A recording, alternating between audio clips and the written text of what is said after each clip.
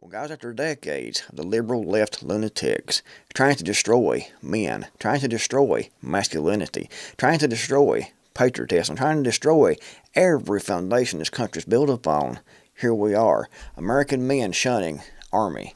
This is from RT.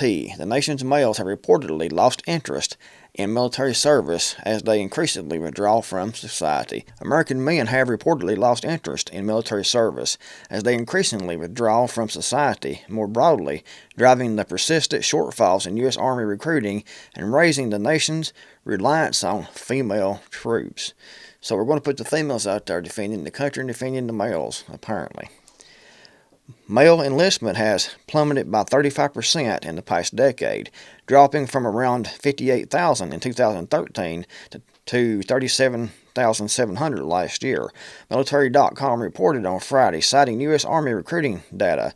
At the same time, female enlistment has held steady at around 10,000 recruits each year. Conservative politicians have blamed the military's recruiting crisis on woke ideology, and that is a lot of it. There's other things also, and we'll talk about that in a minute. The comments of this article is great, and it definitely shows that people know what is going on. Conservative politicians have blamed the military's recruiting crisis on woke ideology, emphasizing such criteria as race, gender, and sexual orientation at the expense of readiness to fight wars.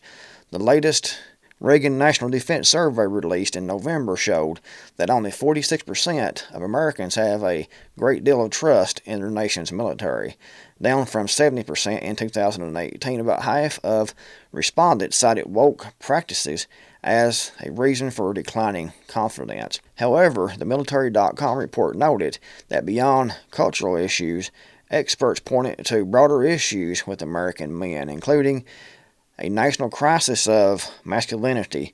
Rates of suicide and drug overdose have risen, while men have become less likely to attend college or build a career. In fact, the media outlet said U.S. men are slowly disappearing from the general workforce. U.S. Army demographic data shows that the military has become less male and less white in recent years. The active duty force was 84.4% male in 2023, down from 86.4% a decade earlier. Whites accounted for 53.5% of the troops last year, down from 61.7% in 2011. So there's lots of different reasons that people aren't joining the Army, and that's why they're talking now about conscription, a draft, and things like that, because they're not getting the people they want. So you can imagine how effective this Army is going to be when they have no patriotism, no testosterone, and they're being forced to go in to a foreign war that they don't want to be fighting. It's not going to be a very effective Army, especially the infantry, in my opinion. These comments are actually much better than the article was, in my opinion. The lack of interest in military service is far more than merely the ignorant woke stupidity. The reign of the neocon warmongers constantly looking for yet another war to replace their previous failures inspires no loyalty in anyone with even a marginally functional brain. And that is fact. People see what's going on. People are waking up, and they don't want to be a part of this crap no more.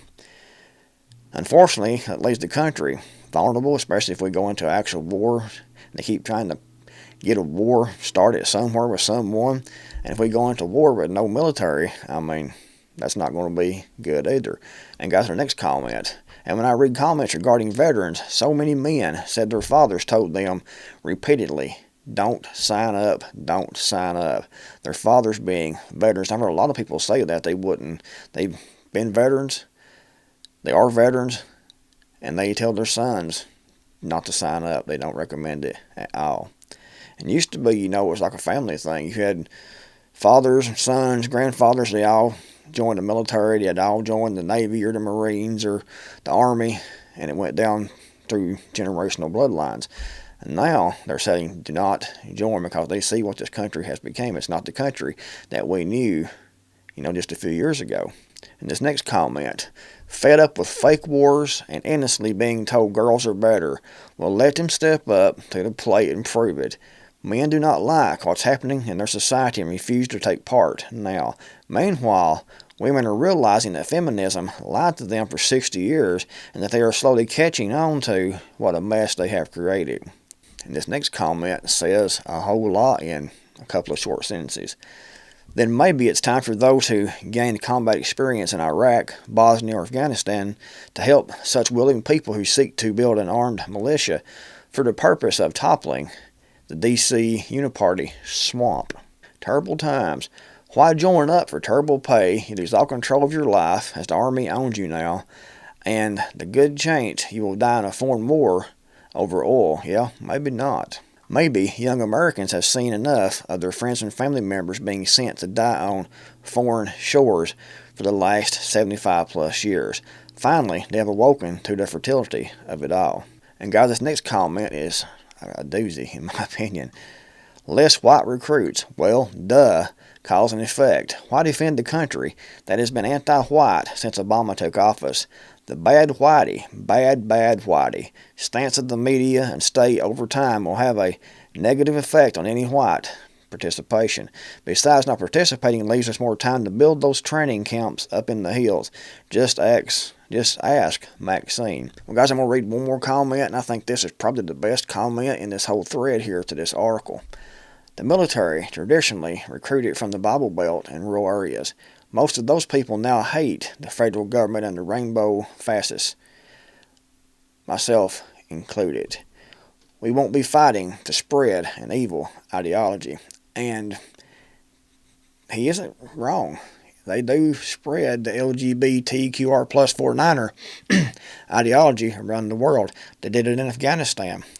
They tried to spread that. They tried to teach that. They tried to force that on those people in Afghanistan. They didn't want any part of it, but they tried to force that.